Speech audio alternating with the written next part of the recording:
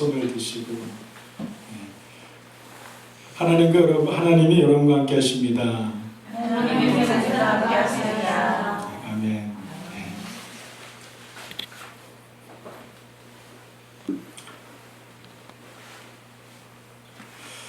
우리 성도들을 맞기까지 우리가 대강절의 기간을 우리가 계속해서 보내고 있습니다.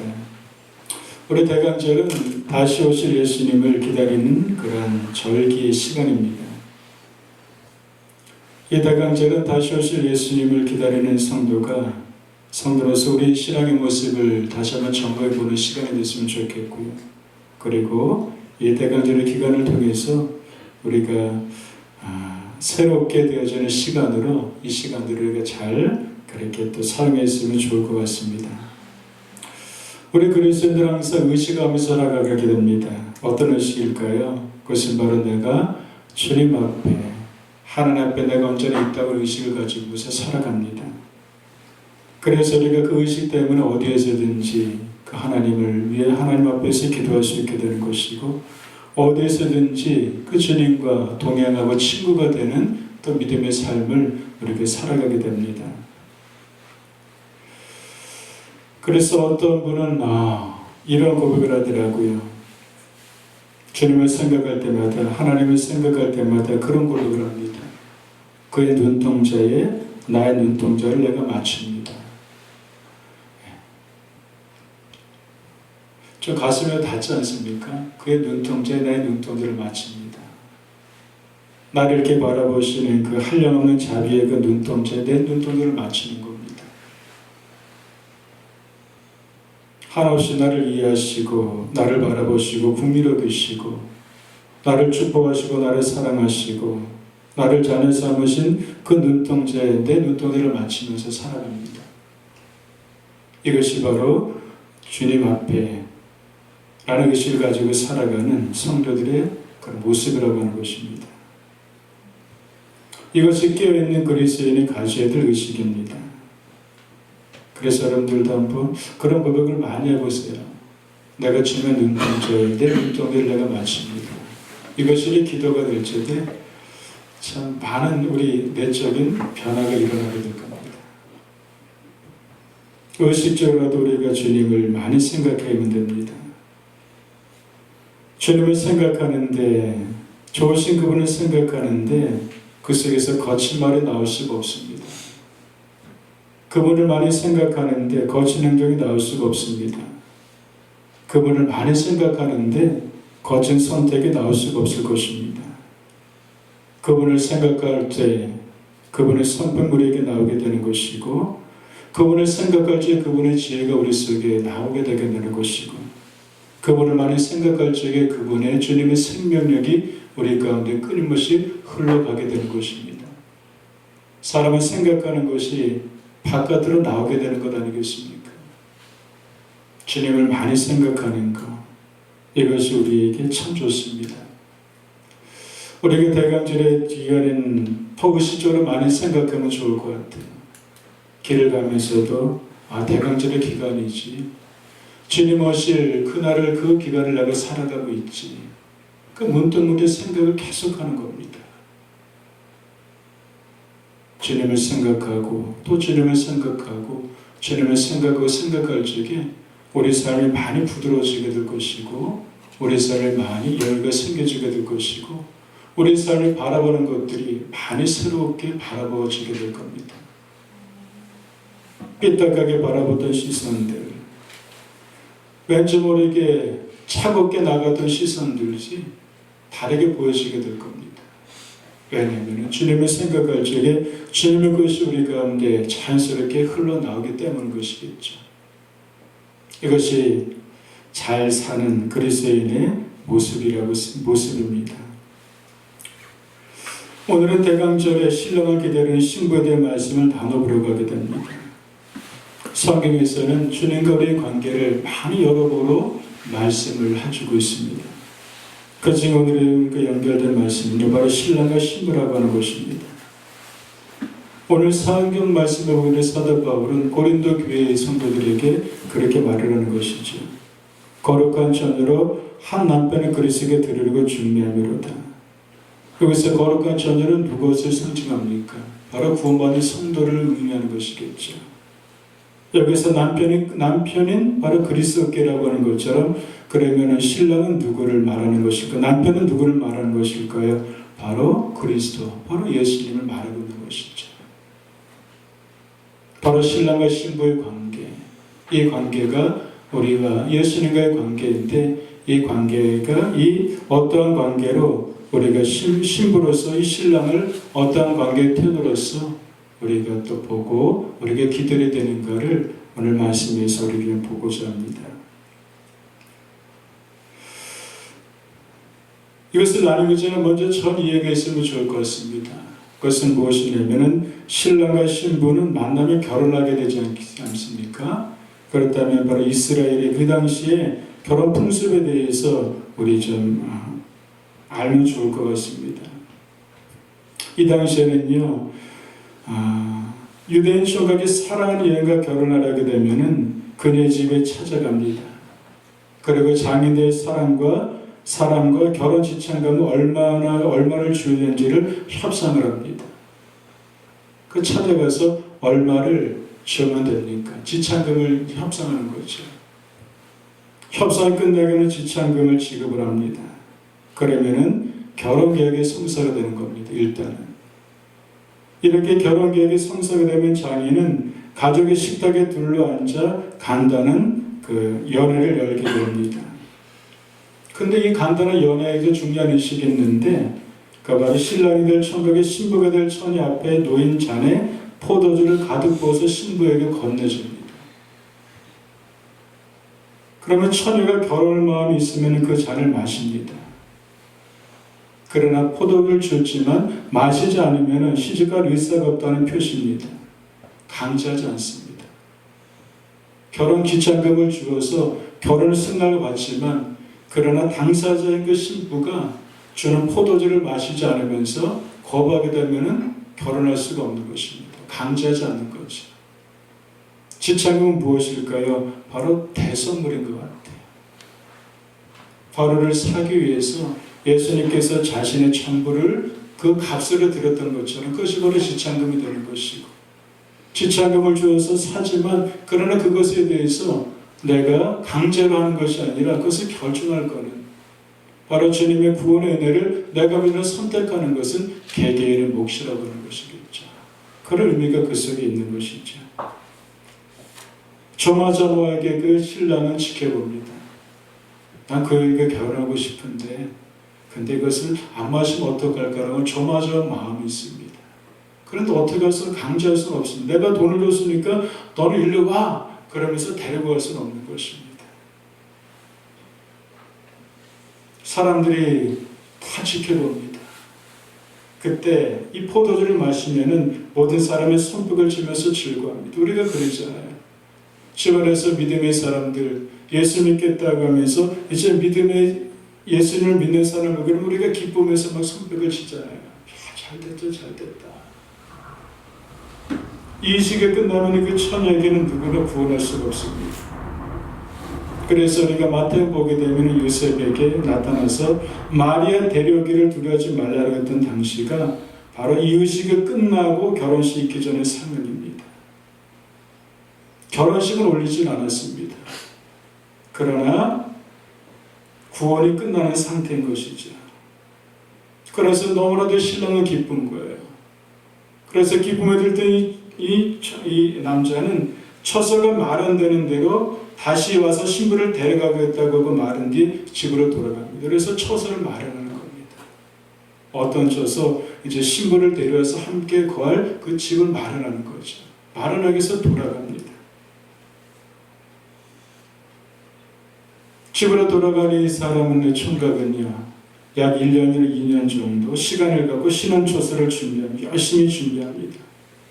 바로 그 1년의 시간이 약혼의 기간인 것이죠. 바로 요한복음 14장에서 그런 말씀 있지 않습니까? 예수님의 제자들에게 가서 너희를 위하여 처소를 예비하면은 내가 다시 와서 너희를 내게로 영접하여 나 있는 곳에 너희도 있게 할 것이다. 그러면서 이제 총각이 이제 처소를 예비하러 돌아갑니다. 시간이 1, 2년 지난 다음에 이제 오게 되는 것이죠.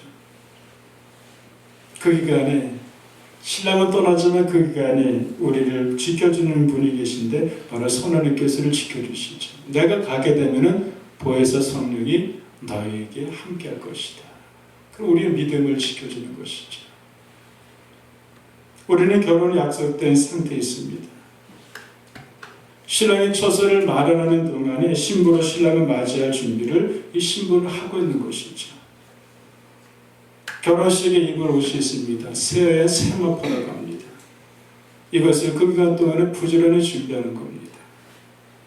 어느 날이든지 신랑이 오면 곧바로 입고 나가기 위해서 이것을 준비하면서 침대 머리맡에 이게 잘 놔둡니다. 처소가 다 준비되게 되면 신랑이 옵니다. 근데 가라고 할 적에 신랑이 내 위로 가는 것이 아니라 신랑 아버지가 이 신랑에게 가라고 하는 것입니다. 신랑도 언제 갈지 모릅니다. 아버지가 가라고 하게 될 적에 신랑은 이 아내를 데리러 가기 위해서 이제 집으로 오게 되는 것이죠. 근데 그 시간이 낮에는 것이 아니라 밤에 오게 됩니다. 언제 올지 모르는 신부. 그런데 신랑은 드는 소식을 이제 듣는데 신랑은 드는 소식은 사람들의 입을 통해서 신부의 집까지 전달이 됩니다. 야, 이제 신랑이 온다 이렇게 사람들의 소식을 통해서 전달이 되는 거죠. 그때 신부는 신랑이 드는 소식을 듣고 신랑 맞을 준비를 합니다. 신부의 친구들도 신랑의 친구와 들러리들도 함께 만나기 위해서 오게 되는 것이죠. 그래서 신랑은 신부를 만나서 신부를 들러리와 친구들을 데리고 자기 집으로 돌아갑니다. 이것이 이 비유 말씀이 바로 마태복음 25장에서 이 비유 말씀을 우리가 상세히 또 우리가 볼 수가 있게 되는 것이죠.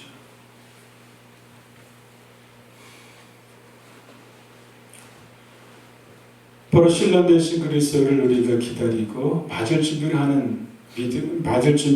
하는 우리가 성도입니다.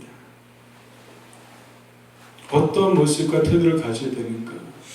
요한일서 3장 3절을 보게 되니까요.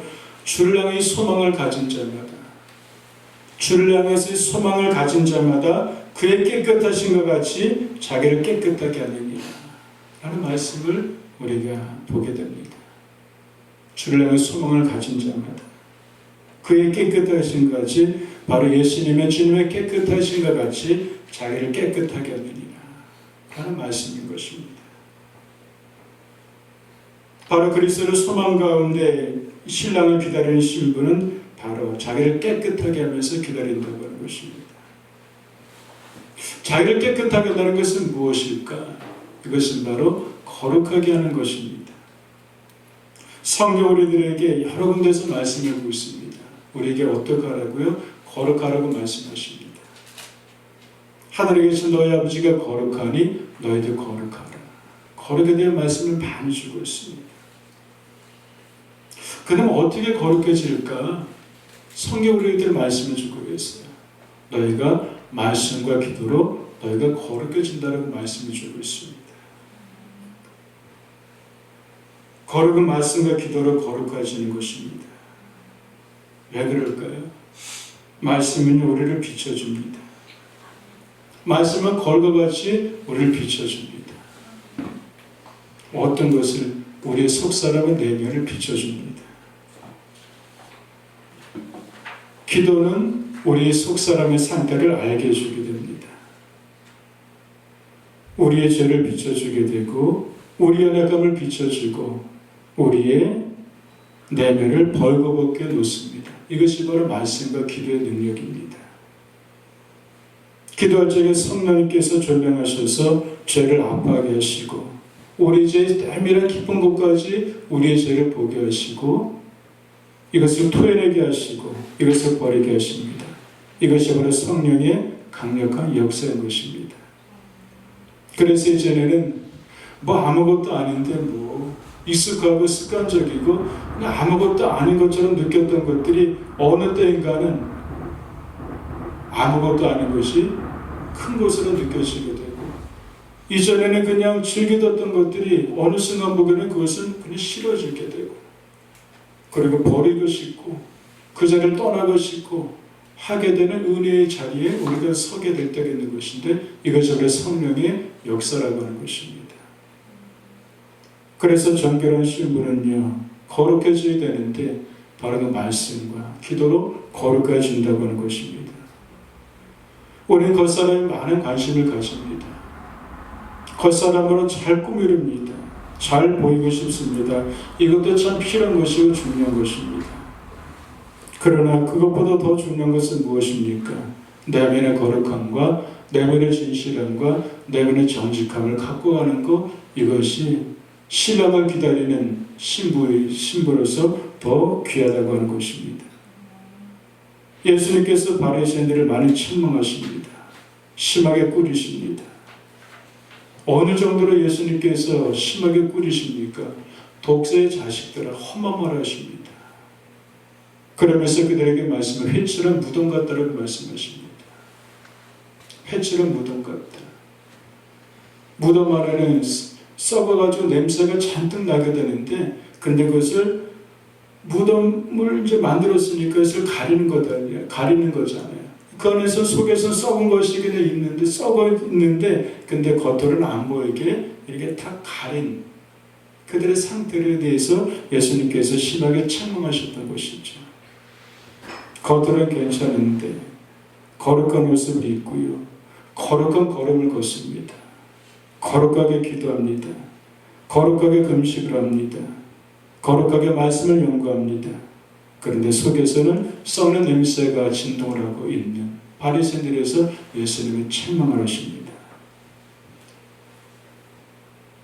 우리가 거룩함은 다른 것으로 되어지지 않습니다. 우리의 거룩함은 말씀과 기도를 통해서 우리가 거룩해질 수 있다고 하는 것입니다. 주님 말씀을 기다리는 거룩한 신부인 성도는 바로 내면의 거룩함, 깨끗함, 진실함을 우리 가져야 된다고 하는 것입니다.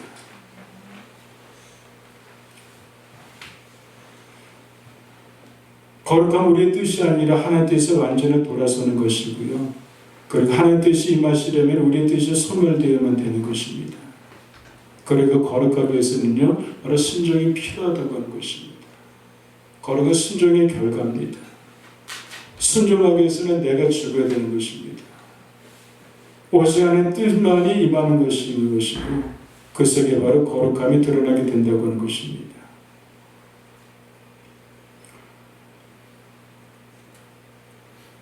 또 신랑을 기다리는 이 신부는요, 신랑의 약속을 언제나 기억을 해야만 됩니다. 신랑이 약혼한 신부에게 집을 구하기 위해서 떠나가면서 그냥 떠나가겠습니까? 한번 신부 입장에서 곰곰이 이렇게 묵상을 많이 하고 기도하면서 묵상을 하겠습니다. 어떨까? 떠나는 신랑이 신부에게 어떤 마음을 가지고 떠났을까? 그냥 떠났을까? 아니겠지. 떠나면서 사랑하는 사람이 사랑하는 사람을 잠시 떠날 때 그냥 떠났을까? 아니지. 많은 이야기를 나누지 않았을까? 내가 당신을 얼마나 사랑하고, 그리고 당신 나를 기다리면서 이렇게 하면서 기다렸으면 좋겠어. 당부의 말, 또 부탁의 말, 그 신부에게 힘을 주는 말, 사랑의 편지를 남기면서 이 신랑은 그 신부를 떠났을 것입니다. 자부님이 월남에 이제 옛날에 지금 연세가 드신 분들은 월남에 많이 파병을 다니셨죠.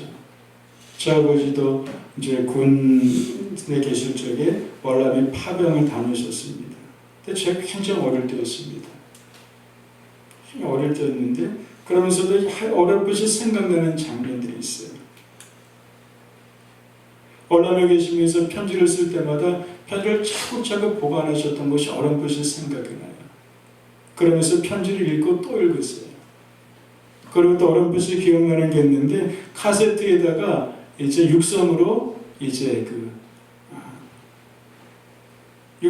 녹음을 해가지고 하고 싶은 말들, 뭐 당부하고 싶은 말들, 보고 싶다고 하는 말들, 애들은 잘했다는 그런 이야기들을 육성으로 이제 녹음해가지고 보낸 카세트 테이프가 어렴풋이 기억이 나요.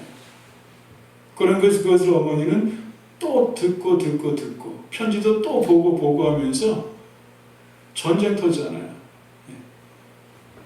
또 언제 올지나 모르잖아요. 그러면서 기다리시는 거예요.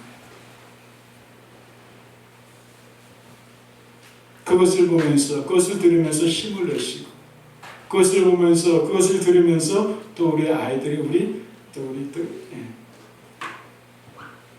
우리 가족들에게 또 힘을 내서 이렇게 또 어머니가 섬길 수 있게 하시고 하였던 것이 어렴풋 기억이 납니다.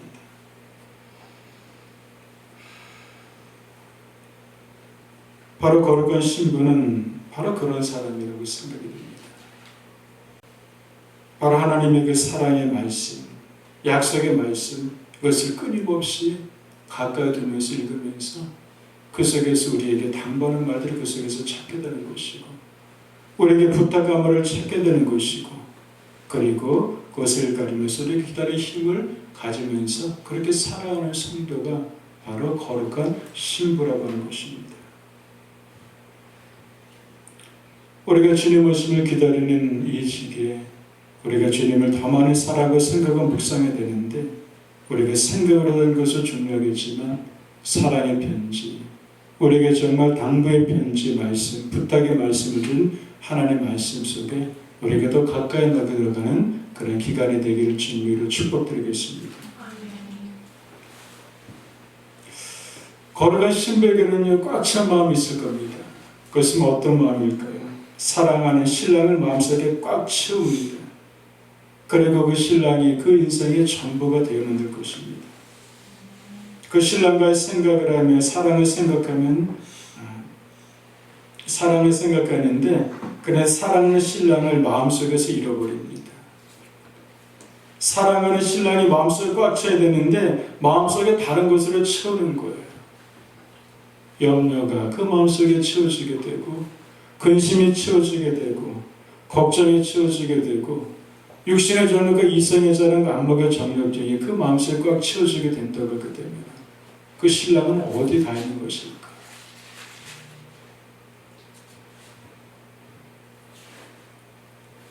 가끔 TV를 보게 되면 이러한 내용들이, 이러한 이야기들, 이러한 상황들을 보게 되는데요.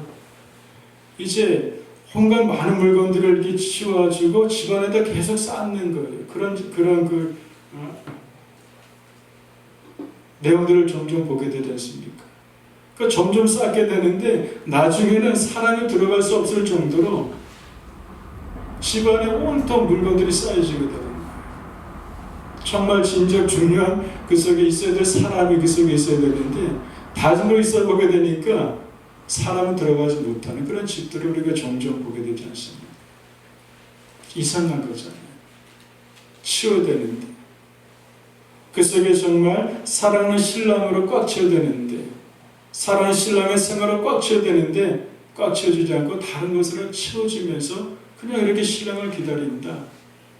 그럼 정말 그 신랑을 사랑하면서 기다리는 신부일까? 아닌 것 같습니다.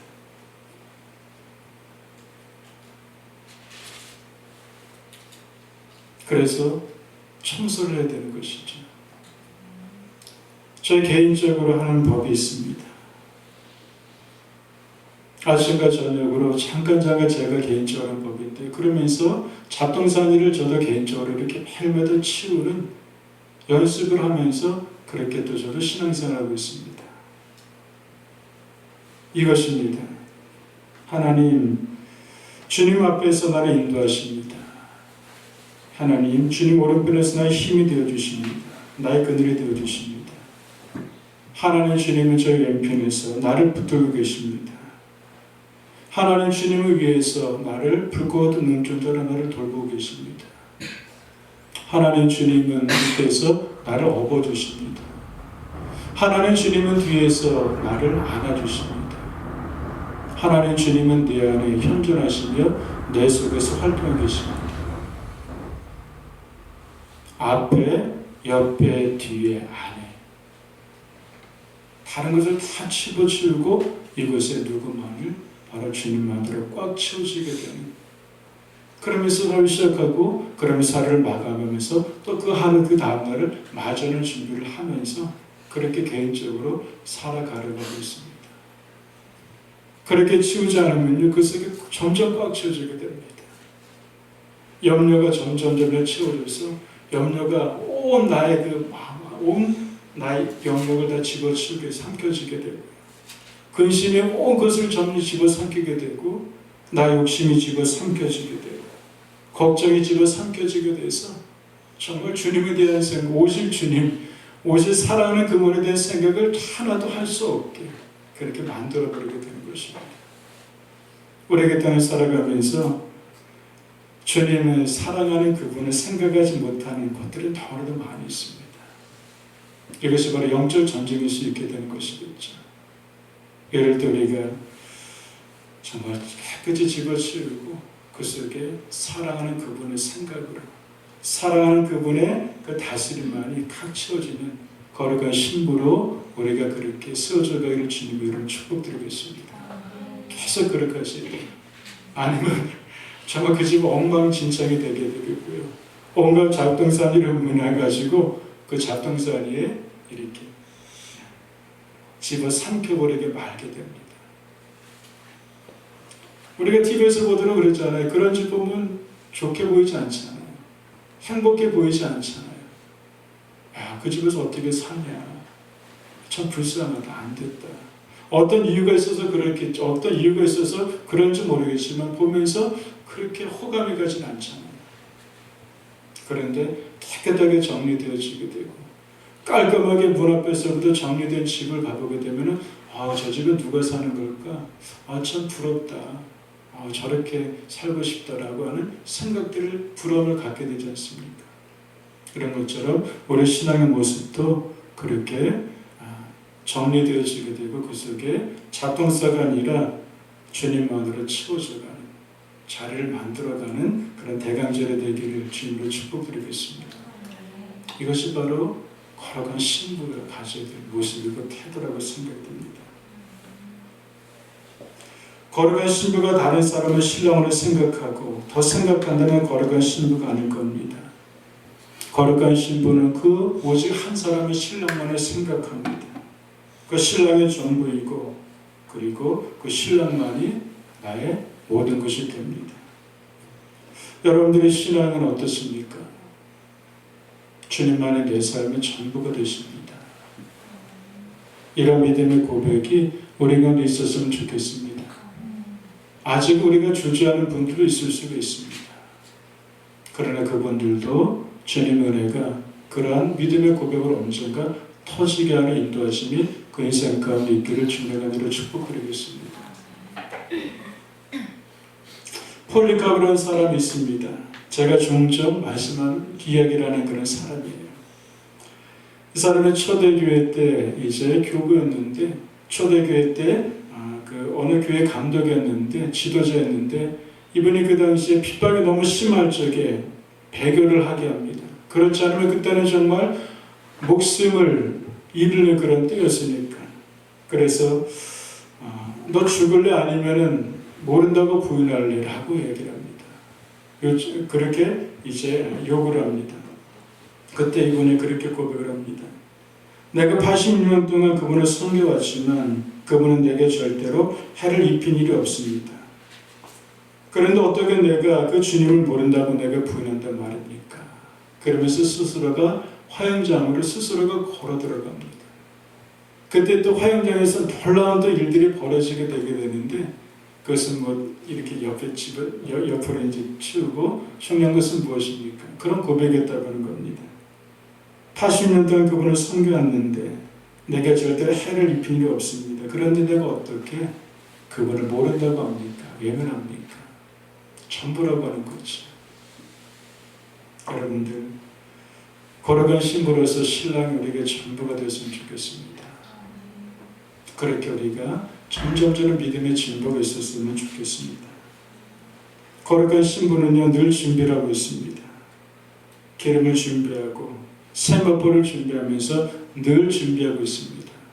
어떻게? 늘 깨어서 준비하고 있습니다. 언제 올지 모르지만 깨어서 기다리고 있다고 하는 것입니다. 여러분들 물고기가 잠잘 때 눈을 뜨고 눈을 감고 잘까요? 물고기는 잠잘 때도 눈을 감지 않는다고 합니다.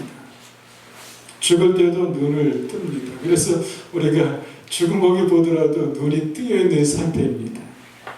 사람들이 이 모습을 물고기 특유의 현상이라고 쉽게 생각합니다. 근데 이것은 우리에게 또 교훈을 주고 있는 것 같습니다. 초대교회 시절에요, 수많은 기독교인들이 핍박을 해서 로마 외곽의 지하 동굴을 피히 도피했습니다.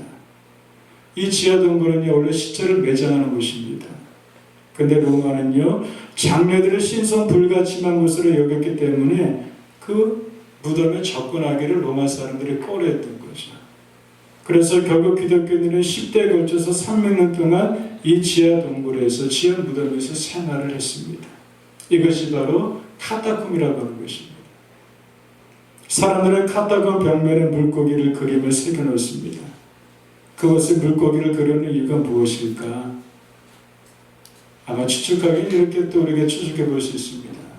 그것은 바로 자나깨나 영적으로 깨어있으라고 하는 메시지인지 모르겠습니다. 잘 때도 죽을 때도 항상 눈이 띄어있는 물고기처럼 언제든지 우리가 깨어있읍시다. 그러면서 10대에 걸쳐서 300년 동안 그 물고기를 보면서 이 지하에 있었던 성도들이 늘어져 깨어있으라고 했었던 애쓴과 쓰고 있었는지 모르겠습니다.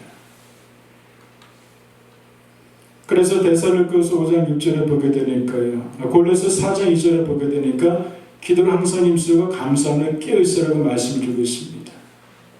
그렇습니다. 우리가 그분을 기다리는 거룩한 신부는요, 언제나 깨어있어야 되는 것입니다. 그래서 성경에서 어떻게 깨어있어야 되는가? 바로 기도를 항상 힘쓰고 감사하며 깨어있으라. 계속 그런 말씀 많이 주고 있습니다. 정결한 신부는 옷을 만든다고 했습니다. 세마파라고 했습니다. 이것은 계시록 19장 7절에서 8절을 보게 되니까요, 이 세마파에 대한 의미가 이런 의미인데요, 바로 그것은 거룩의 행실이라고 합니다. 이 세마법에서 성도들이 좋은 행실이로다 하더라. 성도들이 세마법을 준비하는 것은 무엇일까? 그것은 바로 좋은 행실을 하면서 기다리는 것. 이것이 바로 신랑을 기다리는 신부의 모습이라고 하는 것입니다.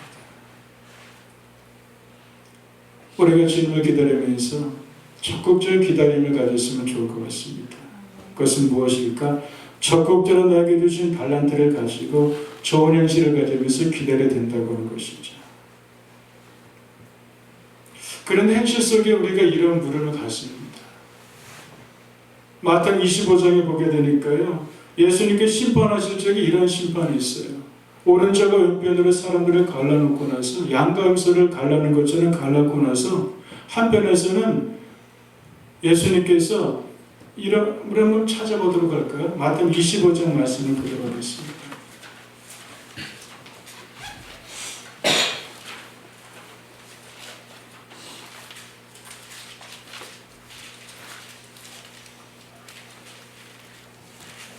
마태복음 25장 40절부터 우리 46절까지 읽어보도록 할까요? 함께 읽겠습니다. 임금이 대답하여 이르시되 내가 진실을 너희에게 이르노니 너희가 여기 네 형제 중에 지극히 작은 자를 본 것이 곧 내게 한 것이라 하시고, 또 왼편에 있는 자들에게 이르시되 저주를 받은 자들아 나를 떠나 마귀와 그 사자를 위하여 예비된 영혼은 불에 들어가라. 내가 줄일 때 너희가 먹을 것을 주지 아니하였고, 목마를 때 마시게 하지 아니하였고, 나그네 됐을 때 영접받지 아니하였고, 헐벗을 때 옷 입히지 아니하였고, 병들었을 때와 옥에 갇힐 때 돌보지 아니하니라 하시니, 그들도 대답하여 이르시되 주여 우리가 어느 때 주께서 줄이신 것이나 목마른 것이나 나그네 된 것이나 헐벗은 것이나 병드신 것이나 옥에 계신 것을 공명치 아니하되이까.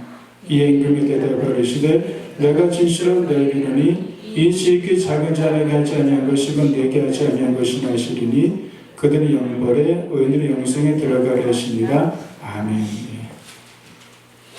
예수님께서는요 이렇게 말씀하시는 거예요. 그렇게 하지 않았다고 하는 것입니다. 나그네 됐을 때에 돌보지 아니었었고, 병들었을 돌보지 않았었고 옥에 갇혀 돌보지 않았다고 말씀하십니다. 그런데 책망받은 사람들은 그렇게 얘기하는 겁니다. 언제 우리가 그렇게 하지 않았습니까? 했다고 하는 것이죠. 목마른 것이나 나그네 된 것이나 헐벗은 것이나 병들이 옥에 갇히신 것을 보고 공양하지 아니하다이까. 우리가 공양하지 않았습니까? 했다고 하는 거예요. 한쪽에서 했다고 하는데 예수님께서 그러시는 거예요. 하지 않았다고 하는 거예요. 한쪽에서 했다고 하는데 예수님이 하지 않았다고 하는 것이 왜 그럴까?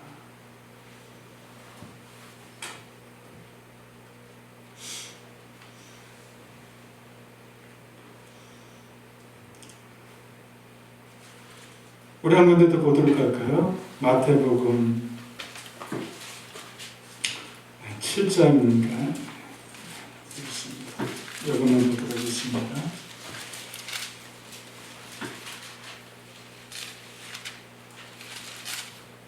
마태복음 7장 21절부터 우리 말씀을 들어가겠습니다. 21절부터 23절까지 같이 읽겠습니다. 나더러 주여 주여 하는 자마다 다 천국에 들어갈 것이라니요 다만 하늘에 계신 내 아버지 뜻대로 행하는 자 들어가리라. 그날에 많은 사람이 나더러 이르되 주여 주여 우리가 주의 이름으로 선전 노릇하며 주의 이름으로 귀신을 쫓아내며 주의 이름으로 많은 것을 행하지 않을 가리니 그때 내가 그들에게 밝히 말하되 내가 너를 도무지 알지 못하니 불법하는 자들은 내게서 떠나가라리라. 아멘. 여기서 책망하는 사람이 있어요. 이들이 했다고 합니다. 귀신을 쫓아내고 능력을 행하고 많은 권능을 행했다고 합니다. 그런데 예수님께서 말씀하시는 거예요. 떠나가라고 말씀하십니다. 왜? 불법을 행했다고 하는 거예요. 했는데 칭찬받을 만한 일이잖아요. 귀신을 쫓아냈고 능력을 행하고 많은 것을 행했으니까 얼마나 칭찬받는 일입니까? 근데 주님께서는 떠나라고 말씀하시는 거예요. 불법을 행했다고 말씀하십니다. 왜 그럴까?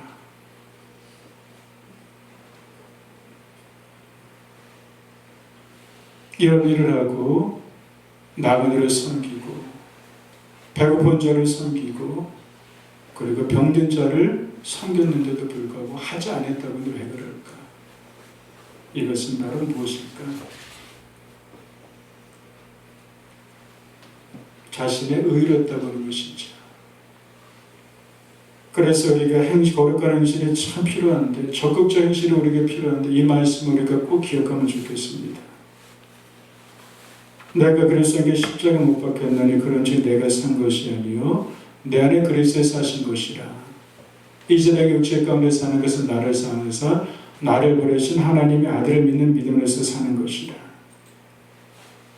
우리가 하는 것은 내가 하는 것이 아니라 우리가 예수를 믿는다면 내 안에 누가 사신다고요? 내 안에 예수 그리스도 사신 것이라. 바로 내 안에 계신 예수께서 사신 것인데 내 안에 계신 주님이 하시는 그 일에 내가 따라가게 될 적에 그 속에는 내가 언제 안 했습니까? 라고 하는 것이 아니라 제가 언제 그것을 했습니까? 라고 하는 그런 답이 나오죠. 그런 말을 할 수 있게 되는 것이죠. 아까 25장에서 보도 한편에서 그렇게 말합니다. 우리가 안 했습니까? 라고 하는데 한편에서는 친정하는 사람들 그러는 거야. 우리가 했습니까? 잃어버렸던 것이죠. 내가 의로하게 될 적에는 했다고 하는 것을 기억을 가지고 있습니다. 그것에는 자랑이 있을 속에 있습니다. 그러나 내가 아니라 주님을 의뢰하게 되는 것이고 내 안에 계신 주님을 의식하면서 주님으로 하시금 나를 내려 들어가게 될 적에는 어떤 특징이 있을까? 내가 했습니까? 내 기억이 없는데. 이런 차이점이 있게 되는 것이겠죠. 내가 하는 것이 거룩한 행실이라고 하면서 문제를 일으킬 수 있습니다. 그러나 내가 하는 것이 아니라 내가 계신 그리스도를 끊임없이 생각하고 묵상하고 내 안에 계신 그리스도께서 하시면 나를 내어 들어가게 되는 헌신 속에서는 바로 그 속에 그것이 바로 거룩한 세마포 옷을 만들어가게 되는 그런 과정이 된다고 하는 것입니다. 여러분들, 우리가 대강절의 기간을 기다리면서 우리가 정결한 신부로서 말씀 기도로 우리가 거룩해졌으면 좋겠습니다. 그리고 우리에게 부탁한 사랑의 그 말씀, 하나님의 말씀 언제나 가까이 두면서 우리에게 사랑하고 부탁하고 당부한 그 말씀을 우리가 보면서 그 신랑을 기다렸으면 좋겠습니다. 그리고 신랑이 우리 삶의 전부가 되었으면 좋겠습니다. 그리고 신랑을 기다릴 적에 끼어서 기다리는 신부, 옳은 행실로 세마포옷을 준비하면서 내 안에 계신 그리스도께서 행하는 일 속에 나를 들어가게 되는, 그러면서 적극적인 행실을 통해서 좀 하나님의 영광을 많이 드러내는 저와 여러분이 되시길 주님으로 축복드리겠습니다. 기도하겠습니다. 하나님 감사합니다. 오늘 우리 또 거룩한 신랑을 기다리는 신부에 대한 말씀 함께 나눴습니다. 하나님 부족한 점의 말씀을 나눴는데 하나님 도와주시어 3주간 동안도 우리들의 말씀을 통해서 우리에게 필요한 것으로 순간순간 기억나게 해주시옵시고, 그래서 기억되는 말씀을 기도가 되게 하여 주시고, 기도된 것이 우리 삶으로 드러날 수 있도록 우리에게 은혜를 내려 주시옵소서. 우리의 생각을 다스려 주시옵소서. 주님을 더 많이 생각할 수 있도록 우리의 생각을 주님께서 다스려 주시옵소서. 그래서 정말 주님 모심을 기도하는 대강절의 기간이 다른 해와 다른 그런 기간으로 우리가 이 시간을 보낼 수 있도록 하여 주시옵시고, 주님 마음으로 충만하게 채워져 가게 되는 그런 시간으로 우리가 보낼 수 있도록 우리에게 귀한 은혜를 내려 주시옵소서. 감사합니다. 예수님 이름으로 기도드렸습니다. 아멘.